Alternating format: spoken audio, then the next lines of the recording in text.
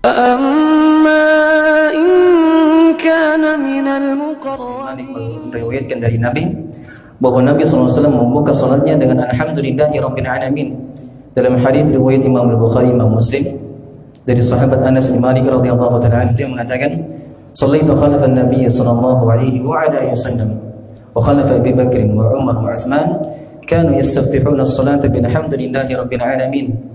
Saya pernah salat di belakangnya Rasulullah, Abu Bakar, Umar, Utsman. Mereka seluruhnya memulai salatnya dengan Alhamdulillahi Rabbil Alamin. Abu Hurairah sebagaimana disebutkan oleh Al-Baihaqi, dan hadits ini sahih secara mauquf. Abu Hurairah mengatakan, "Idza qara'tum surat al-Fatihah fabda'u bismillahirrahmanirrahim fa innaha ihda ayatiha." Kata beliau radhiyallahu ta'ala, kalau kalian hendak membaca surah Al-Fatihah, maka mulailah dengan bismillahirrahmanirrahim, karena sesungguhnya bismillahirrahmanirrahim termasuk dari apa? Dari surah Al-Fatihah. Bagaimana Anas, Abu Hurairah sudah bersilang pendapat, dan tidak pernah kita dengarkan satu nukilan dari para sahabat mereka saling bertengkar hanya karena pembahasan seperti ini. Itulah kenapa dalam pembahasan fikih ini seorang harus mempunyai sikap yang benar, dan sikap yang paling benar dalam pembahasan fikih adalah seorang berlapang dada dalam sebuah permasalahan yas'ul khilaf, yang dimana para ulama itu memang sudah bersilang pendapat. Yang tidak boleh kalau dia bersilang pendapat pada pembahasan akidah, itu tidak diperbolehkan. Jelas, misalnya, ada yang mengatakan Al-Quran adalah makhluk.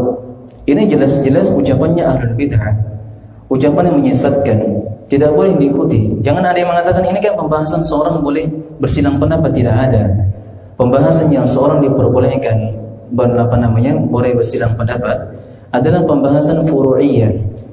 Pembahasan furu'iyah itu dimaksud di dalamnya pembahasan fikih. Adapun pembahasan akidah, pembahasan tauhid, pembahasan keimanan kepada Allah, keimanan kepada Rasulullah, ini tidak boleh silang pendapat.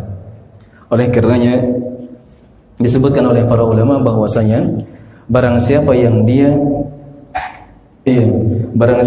dia terjatuh dalam satu kesesatan saja, misalnya dia menentang satu ayat atau satu pembahasan yang telah disepakati oleh para ulama, maka itu sudah cukup mengeluarkannya dari ahli sunnati wal jamaah.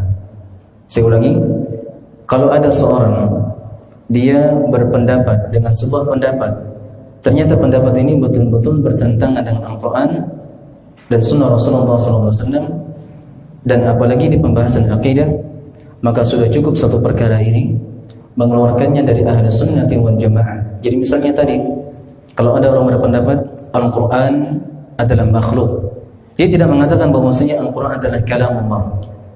Keyakinan yang benar yang dipegang oleh ahli sunnati wal jamaah yang diwarisi hingga hari ini, bahwa Al-Quran adalah kalam Allah, ucapan Allah, firman Allah.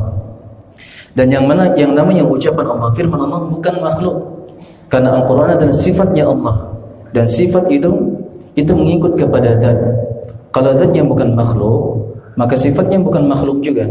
Oleh karenanya sepakat para ulama akan kafirnya orang-orang yang berpendapat bahwasanya Al-Quran adalah makhluk, seperti Al-Jahmiyah, Al-Mu'tazilah dan selainnya. Jelas? Atau juga ada yang mengatakan akan bolehnya seorang keluar memberontak pada pemerintah. Ingat ya, ini hari-hari ini banyak dari kaum muslimin, mereka tanpa sadar sudah menjadi orang-orang yang mempunyai bibit radikalisme. Banyak dari manusia di zaman sekarang meneriakan tentang memerangi terorisme, radikalisme. Dia tidak pernah sadar bahwa ternyata ucapannya sendiri adalah buah atau bibit dari pemikiran radikalisme, terorisme. Mau tahu asal muasal munculnya pemikiran terorisme? Yang paling mendasar, bibit yang dipegang oleh orang-orang terorisme ini, yang pertama kali mereka mengatakan akan bolehnya seorang memberontak pada pemerintah yang zalim, yang fasik. Iya.